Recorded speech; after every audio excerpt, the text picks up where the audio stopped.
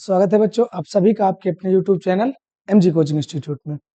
बेटा आज का जो टॉपिक है अपना वो इंग्लिश लिटरेचर के ही सीरीज में इंग्लिश लिटरेचर हम लोग पढ़ रहे थे, तो उसमें हम लोगों ने प्रीवियस कुछ चैप्टर्स को कवर किया है। आज का जो टॉपिक है द मेकिंग ऑफ साइंटिस्ट है, मतलब एक साइंटिस्ट बनने के लिए क्या क्वालिटी होनी चाहिए, इसी के बारे में इस चैप्टर में हम लोग पढ़ेंगे। और ये चैप्टर जो आया हुआ है हमारे आपके बीच में वो इसी उद्देश्य के साथ आया हुआ है कि एक साइंटिस्ट बनने के लिए क्या क्वालिटी क्या क्वालिफिकेशन आपके हमारे अंदर होनी चाहिए। ठीक है, तो चलिए बढ़ते हैं इसके कुछ रिमेम्बरिंग पॉइंट की तरफ कि क्या क्या पॉइंट्स इसमें हमको रिमेम्बर करके रखना है। एक्चुअली ये चैप्टर जो है वो अपने चैप्टर के जो राइटर हैं रिचर्ड एब्राइट, ठीक है, यही और यही अपने राइटर हैं और यही जो है साइंटिस्ट के रूप में इस चैप्टर में चर्चा में है। ठीक है, और इन्होंने अपनी रियल लाइफ के बारे में एक रिप्रेजेंटेशन दे रखा है इसमें। तो क्या कैसे हैं जरा इसके बारे में स्टडी करेंगे। इसमें रिचर्ड एब्राइट के द्वारा जो है स्पेशली बटरफ्लाइज के बारे में कुछ बताया गया है। बटरफ्लाइज कैसे क्या इनकी लाइफ स्टाइल है, क्या कैसे है, और स्पेशली इसमें कौन से बटरफ्लाई को इन्होंने शामिल कर रखा है, जरा इसको देख लेते हैं।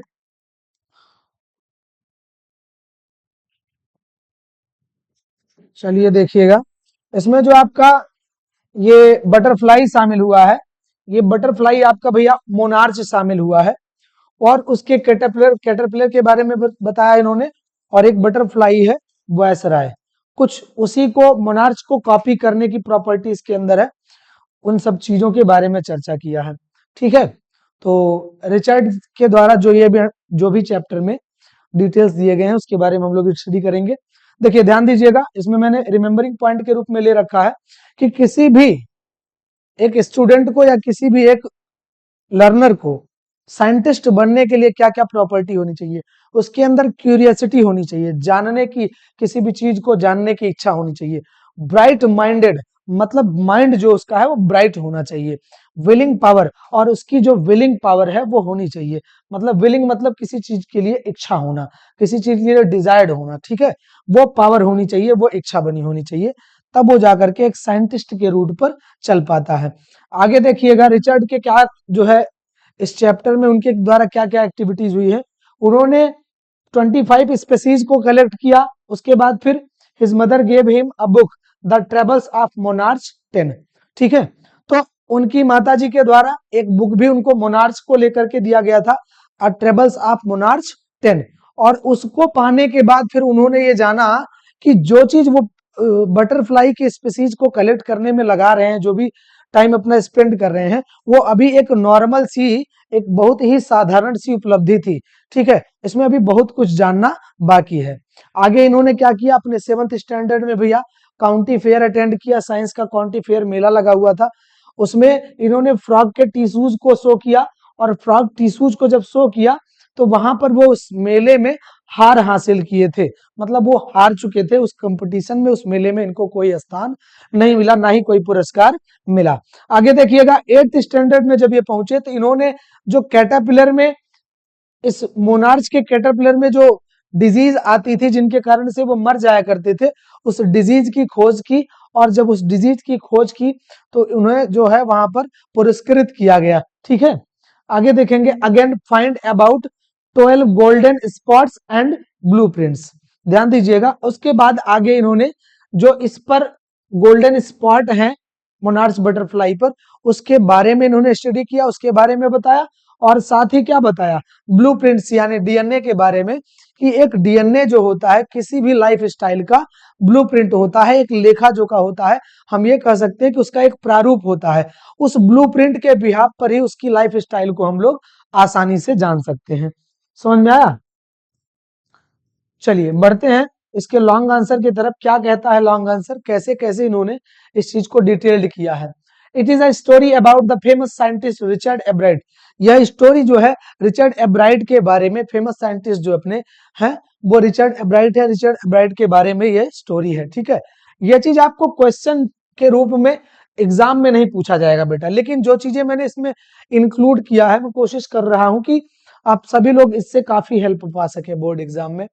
देखिए he was a curious and bright mind bright child from his childhood, अपने बचपन से ही वह क्यूरियस और ब्राइट माइंडेड चाइल्ड थे।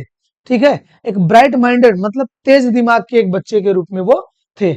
आगे देखिएगा, his mother increased his interest in learning, उसकी माता जो थी यानी ब्राइट की जो माता जी थी वो लर्निंग में, देखो पढ़ाई में उनके इंटरेस्ट को इंक्रीज कर रही थी, उनके इंटरेस्ट को उन्होंने पढ़ाई की तरफ ही रखा। कैसे रखा आगे देखेंगे। ये क्वेश्चन बनता है कि उनकी माताजी का क्या रोल था उनके साइंटिस्ट बनने में, तो इन सब चीजों को पॉइंट बना करके आप लर्न करोगे। सी टुक हिम ऑन ट्रिप, वो उनको एक यात्रा पर या कई यात्राओं पर लेकर गई। बॉट हिम टेलीस्कोप्स, उनके लिए क्या टेलीस्कोप्स खरीदा, माइक्रोस्कोप्स भी खरीदा, कैमरा भी खरीदा, माउंटिंग मटेरियल्स और माउंटिंग मटेरियल्स भी खरीदा, एंड अदर इक्विपमेंट्स और अन्य प्रकार के इक्विपमेंट्स भी खरीदा, जिसके बिहाफ पर वो प्रैक्टिकल कर सके और अपने साइंटिफिक लाइफ में आगे बढ़ सके। यहाँ आज के जमाने में हमको भैया एप्पल चाहिए, आईफोन चाहिए एप्पल का, हमको जो है पबजी खेलना, हमको चैटिंग करनी है वगैरह वगैरह, वो चीजें उनकी माता जी ने रिचर्ड एब्राइट के साथ नहीं किया था। जो हम आपके द्वारा कभी कदार जो है आजकल के बच्चों के द्वारा गलतियां हो जाती हैं, वो चीजें उनकी माताजी ने नहीं किया। उनकी माताजी ने एब्राइट को लेकर के उनका इंटरेस्ट लर्निंग में ही रखा। ठीक है, और क्या किया उन्होंने देखिएगा, his mother give him a book the travels of monarch 10, उनकी माता ने उनको ट्रेवल्स ऑफ मोनार्च 10 की एक मतलब मोनार्च जो बटरफ्लाई थी उस बटरफ्लाई को लेकर के एक बुक भी प्रोवाइड किया, जिससे उसके बारे में वो और भी जान सके और भी डिजायर्ड हो सके और भी इच्छुक हो सके। ठीक है, which told how many hours butterfly migrate to central America, central America में जो बटरफ्लाईज थी वो कितने टाइम तक रुकी हुई थी उनके बारे में वो बुक उनको बताया। Open the world of science to young Richie, देखो ध्यान दो, और इस बुक ने साथ ही यह भी किया, open the world of science, science की दुनिया को उन्होंने उस बुक ने खोल दिया। किसके लिए, रिची के लिए। रिची क्यों कहा भैया, यहाँ पर उनकी माता जी उनको प्यार से रिची बुलाती थी। Who had collected all 25 species of butterflies, जिन्होंने क्या किया, उस बुक को हासिल करने के बाद लगभग 25 प्रकार की प्रजातियों को, तितली की 25 प्रकार की प्रजातियों को कलेक्ट किया। ठीक है, वो लगभग 25 प्रकार की तितली की प्रजातियों को कलेक्ट किया। आगे देखिएगा, started tagging butterflies as a task given by doctor Urquhart in the book. अच्छा, जो बुक था the monarch of the travel of monarch 10, ये बुक डॉक्टर अर्कहर्ड के द्वारा लिखा गया था और उन्होंने एक प्रोजेक्ट लास्ट में दे रखा था। इस बुक में लास्ट में एक प्रोजेक्ट दे रखा था कि क्या करना है कि जो भी बटरफ्लाईज को आप कैच करोगे उसको टैग करोगे, उसके नाम के द्वारा, उसकी स्पीसीज के द्वारा, उसकी क्वालिटी के द्वारा उसको टैग करके रखोगे उसके बारे में, जिससे आप और स्टडी कर सको। ठीक है, आगे देखिएगा, Ebright raised a flock of butterflies at it was difficult to chase them one by one. अब एब्राइट ने क्या किया, उन्होंने तितलियों की जो है एक झुंड को ही पकड़ने का विचार बनाया, झुंड ही पकड़ा, मतलब तितलियों के झुंड को पकड़ना शुरू किया। क्यों, क्योंकि it was difficult to chase them one by one, यह बहुत बड़ी बात थी कि एक एक तितली को इकट्ठा किया जाए और उसके बारे में स्टडी किया जाए, यह बहुत बड़ा चैलेंज था। ठीक है, आगे देखिएगा, when he was in 7th grade, जब वो 7th ग्रेड में थे, he participated in county science fair। Important है, अगर मैंने इसको कलर चेंज करके रखा है तो आप समझ जाइएगा कि ये इंपॉर्टेंट है। ठीक है, उन्होंने 7th स्टैंडर्ड में काउंटी साइंस फेयर में पार्टिसिपेट किया with a slide of frog tissue, frog यानी मेढक के टिश्यू के स्लाइड के साथ जो है वो उसमें पार्टिसिपेट किया और ही लॉस्ट, और वो उसमें हार गए। आगे देखिएगा, एंड रियलाइज्ड, और महसूस करते हैं, क्या चीज महसूस किया उन्होंने, that he needed to do real experiments not just showing models, मतलब उन्होंने इस चीज को महसूस किया कि केवल मॉडल्स दिखाने के, किसी भी चीज का प्रारूप दिखाने से कुछ होना नहीं है, कुछ ऐसा रियल एक्सपेरिमेंट लाना पड़ेगा जो मजबूर कर दे लोगों को कि उनके बारे में वो ध्यान दे, उनके बारे पर नोटिस करें और उनको एक प्लेस दे। ठीक है, आगे देखिएगा, he wrote to Dr. Urquhart asking him some suggestion उन्होंने क्या किया, उन्होंने फिर एक पत्र लिखा किसको, डॉक्टर आर्कहर्ट को, और उन्होंने उनसे क्या पूछा, उन्होंने कुछ सजेशन मांगा किसके लिए, अबाउट द एक्सपेरिमेंट, उस एक्सपेरिमेंट मतलब कुछ एक्सपेरिमेंट उनके द्वारा हो सके उसके लिए उन्होंने डॉक्टर आर्कहर्ट से कुछ सजेशन मांगा कि हमको कुछ आप सुझाव दीजिए कि मैं क्या करूं। ठीक है, आगे देखिएगा, in 8th standard he tried to find the cause of disease that kills monarch caterpillars and won prize. उन्होंने ट्राई किया कि उस डिजीज की खोज करें, उसके कारण का पता लगाएं जिसके कारण से जो मोनार्च के कैटरपिलर्स थे वो जो डाई हो जाते थे, मर जाते थे, और उसको खोजने के बाद तब उन्होंने पुरस्कार जीता। समझ में आया बच्चों? आगे देखिएगा, इन नेक्स्ट ईयर, अगले वर्ष, his project was to test the therapy that viceroy butterflies copy monarchs. अगले ईयर उनका जो प्रोजेक्ट था वो कैसा प्रोजेक्ट था कि उन्होंने एक थेरेपी को टेस्ट किया। कौन सी थेरेपी को टेस्ट किया कि दैट वायसरॉय बटरफ्लाईज कॉपी मोनार्चेज, जो वायसरॉय बटरफ्लाईज थी वो मोनार्च को कॉपी क्यों कर रही थी। अच्छा, मोनार्च जो बटरफ्लाईज हैं इनको कुछ ही पक्षी खाते हैं, तो जो ये वायसरॉय पक्षी जो बटरफ्लाईज थी वो अपने आप को कॉपी कर रही थी, मोनार्च से कॉपी कर रही थी, मोनार्च के जैसा बनने की कोशिश करती थी, जिससे कि जो है बर्ड्स इनको खाए ना, ये उनसे बच सके, सुरक्षित रह सके। तो इस बारे में उन्होंने पता लगाया। ठीक है, the project placed first in the zoology division. Zoology division में फर्स्ट प्लेस जो है इस प्रोजेक्ट ने प्राप्त कर लिया, इस प्रोजेक्ट ने फर्स्ट प्लेस कवर किया। ठीक है, he started research on 12 golden spots on the back of the monarch pupa. अच्छा, अब ये मोनार्च प्यूपा क्या होता है भैया, जो अब जब तितली जो आपकी ये मोनार्च बटरफ्लाई है, जब ये अपने एडल्ट एज में यानी वयस्क अवस्था में, जब यंग एज में पहुंचती है, उसके ठीक पहले की विकसित अवस्था जो होती है वो प्यूपा कहलाती है। बहुत ज्यादा साइंस की जानकारी नहीं है। ठीक है, तो उसके पीठ पर, उसके पंखों पर जो है, उसके पीठ पर 12 गोल्डन स्पॉट्स हुआ करते थे, होते हैं। तो उन्हीं के बारे में इन्होंने स्टडी किया और बताया क्या, he found that gold spots were responsible for releasing a hormone that was necessary for its growth. जो 12 गोल्डन स्पॉट थे वो इस चीज के लिए रिस्पॉन्सिबल थे कि वो एक ऐसा हार्मोन्स भैया रिलीज करते थे जिसके कारण से ये डेवलप्ड होते थे, जिसके कारण से मोनार्च बटरफ्लाईज का ग्रोथ होता था। समझ में आया? आगे देखिएगा, he discovered that DNA is the blueprint for life. इन्होंने डीएनए का भी खोज किया और यह बताया कि डीएनए क्या होता है, किसी भी लाइफ स्टाइल का एक ब्लूप्रिंट होता है। एक डीएनए के माध्यम से ही हम बता सकते हैं कि उसके अंदर कैसे कैसे गुण हो सकते हैं, उसकी कैसी लाइफ स्टाइल हो सकती है, वो किस एटमॉस्फेयर में रह सकता है, किन चीजों को खा सकता है, क्या चीजें उसको पोषक तत्व के रूप में काम आ सकती है। इन सभी चीजों को उन्होंने बताया कि डीएनए के बिहाफ पर किसी भी लाइफ के ब्लूप्रिंट को लिखा जा सकता है, रिप्रेजेंट किया जा सकता है।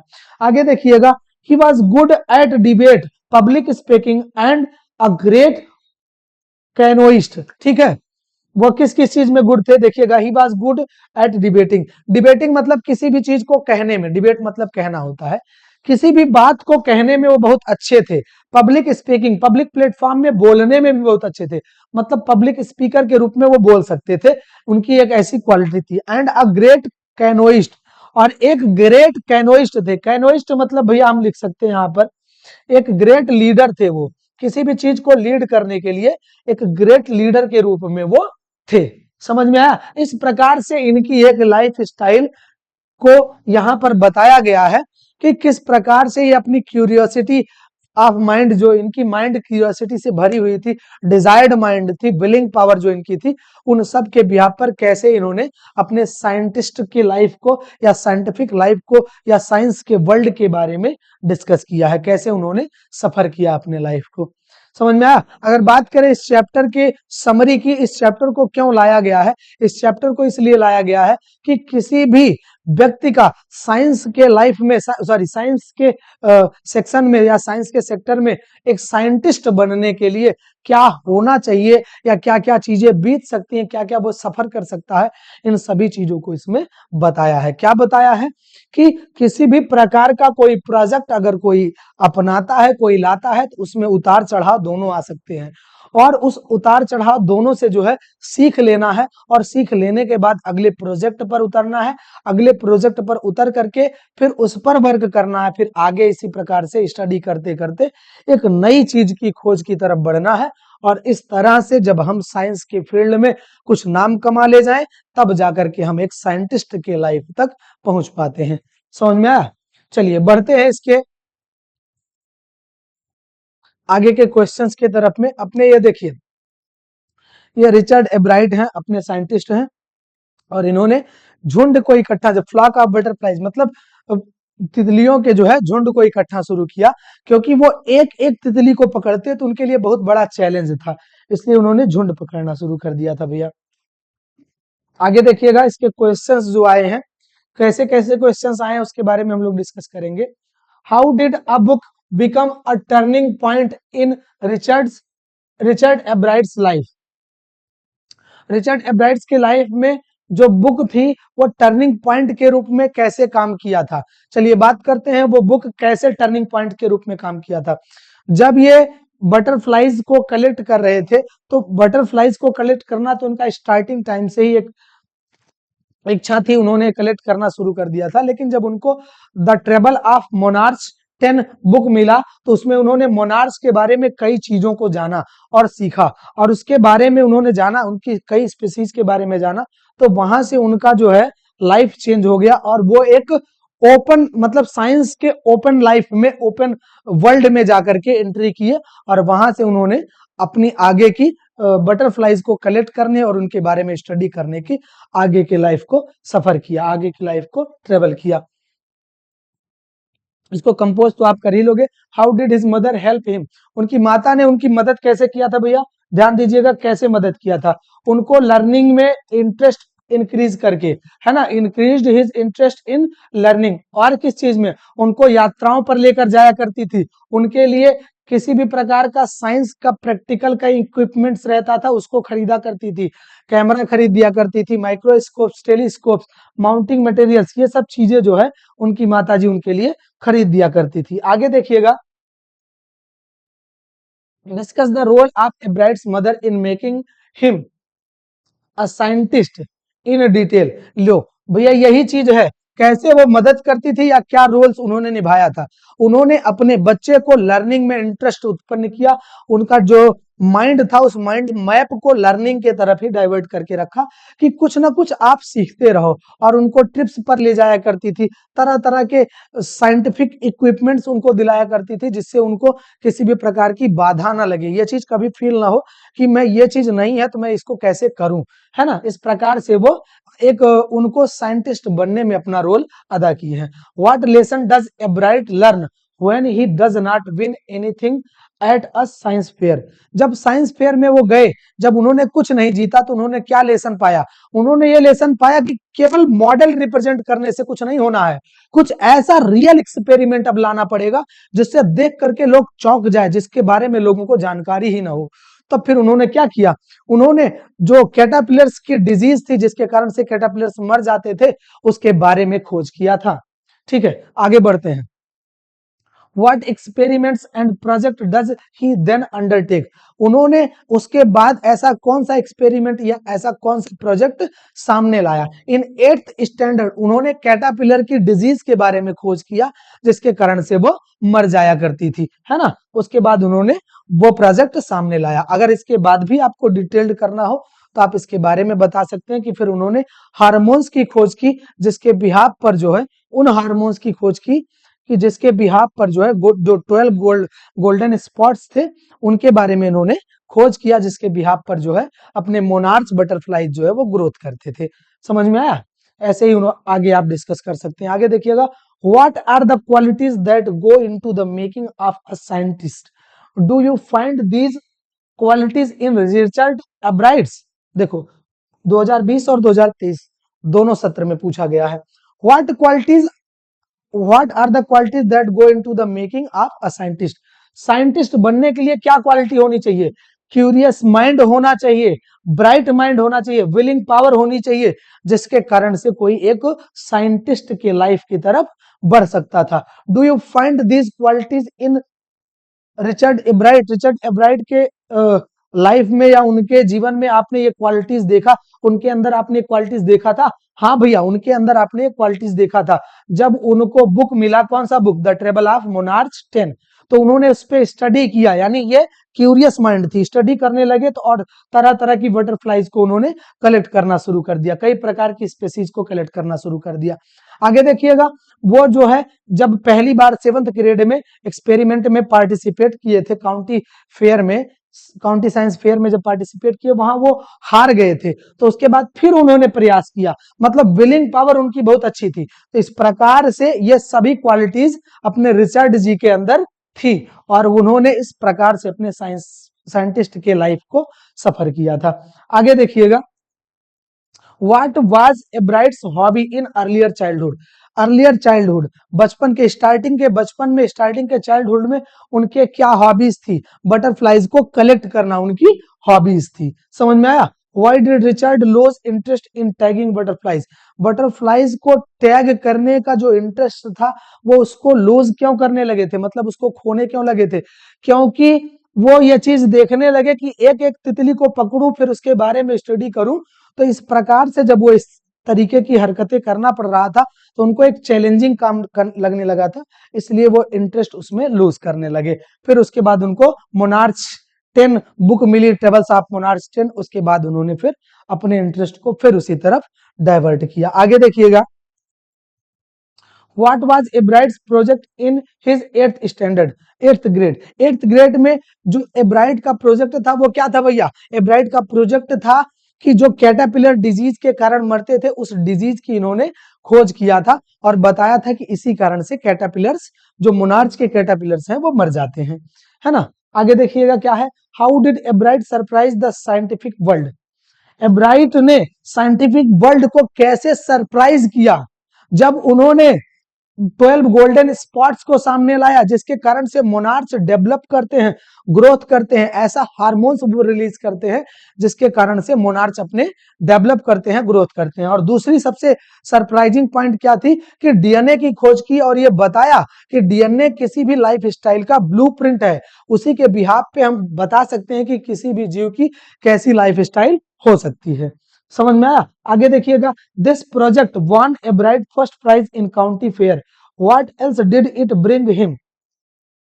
ध्यान दीजिएगा, आपका लास्ट क्वेश्चन जो है, this project won Ebright first place in county fair, county fair में कौन सा प्रोजेक्ट था जिन्होंने फर्स्ट प्राइज दिलाया था इनको? क्या हुआ जी?